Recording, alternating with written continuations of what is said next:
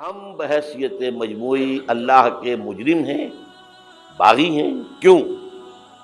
ہم نے کلونیلزم سے آزاد ہونے کے بعد، جب تک انگریز تھا، ہم کہتے تھے ہم کیا کریں، ہم تو مجبور ہیں۔ کہیں فرانسیسیوں کی حکومت تھی، کہیں ولندیزیوں کی تھی، کہیں ہسپانویوں کی تھی، کہیں اطالویوں کی تھی، کیا کریں؟ جب وہ سارا پردہ ہٹا دیا، کسی ملک نے قرآن کو اپنا امام نہیں بنایا، اللہ کی طرف رخ نہیں کیا۔ کسی نے رخ کیا ماسکو کی طرف، جمال عبد الناصر ہو یا وہ جو شام کا ہوتا تھا حافظ الاسد، ان کا کدھر تھا قبلہ؟ ماسکو، اور یا باقی سب کا واشنگٹن۔ ہم مجرم ہیں۔ اب ان مجرموں میں بھی ایک ذرا تجزیہ کرنا پڑے گا، کون زیادہ بڑا مجرم ہے۔ یہ جو ہماری کوئی 150 ارب 150 کروڑ 1.5 ارب مسلمان ہیں، ان کا تجزیہ کر لیجئے، 30 کروڑ کے قریب عرب ہیں۔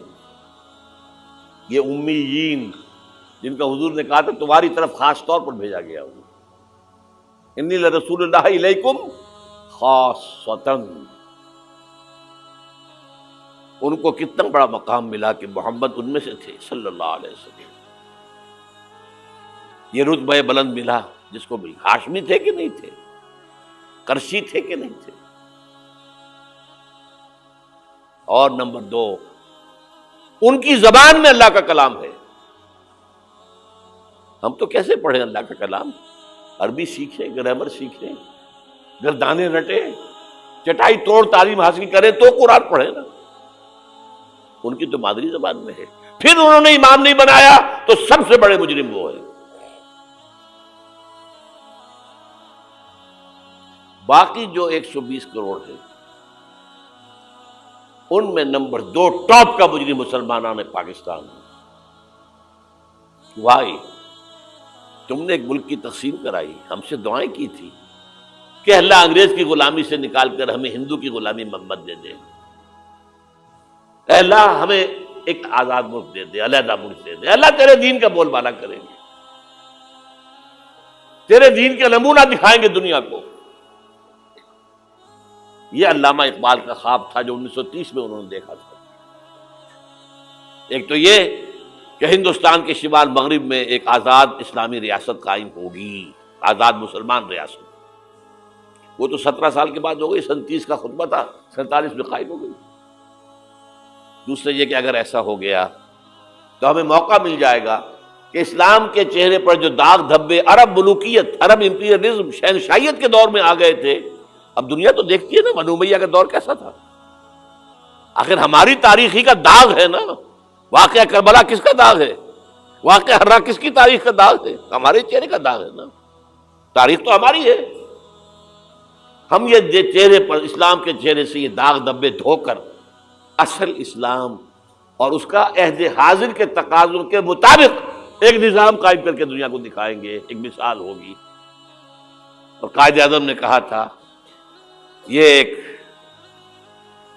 روشنی کا مینار ہوگا۔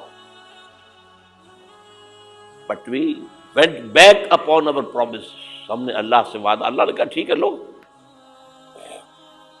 سورہ اعراف میں ذکر ہے حضرت موسیٰ کی آمد کے بعد کہا تھا بنی اسرائیل نے، اے موسیٰ ہم پر تو تمہارے آنے سے پہلے بھی ظلم ہو رہا تھا اور تمہارے آنے کے بعد بھی ہو رہا ہے، تمہارے آنے سے ہمیں تو کوئی حاصل ہوا نہیں۔ سورہ اعراف میں ان کا قول ہے عصیٰ ربکم ان یہلک عدوکم ویستخلفکم فی الارض فینظر کیف تعملون۔ قریب ہے کہ تمہارا رب تمہارے دشمن کو ہلاک کر دے، فرعون اور لاؤ لشکر کو غرق کرے، تمہیں دنیا میں حکومت دے، پھر دیکھے گا تم کیا کرتے ہو۔ اللہ نے ہمارے دشمن کو قتل کیا ہے۔ گاندھی کے لیے یہ موت سے کم بات نہیں تھی، کانگریس کے لیے یہ موت سے کم بات نہیں تھی۔ بھارت ماتا کے ٹکڑے، کچھ ہی دنوں پہلے گاندھی نے کہا تھا میری لاش کے اوپر پاکستان بن سکتا ہے، بنا؟ کیسے بن گیا؟ تو اللہ کا فیصلہ ہے، یہ معجزہ تھا۔ رمضان المبارک کی 27ویں شب کو نازل ہوا یہ. جو رات نزول قرآن کی ہے وہی رات نزول پاکستان کی ہے. معجزہ تھا.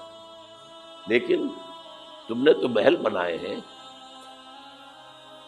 تم نے دنیا بنائی ہے، تم نے موٹر وے بنا لی ہے، ہمارا دین کہاں ہے؟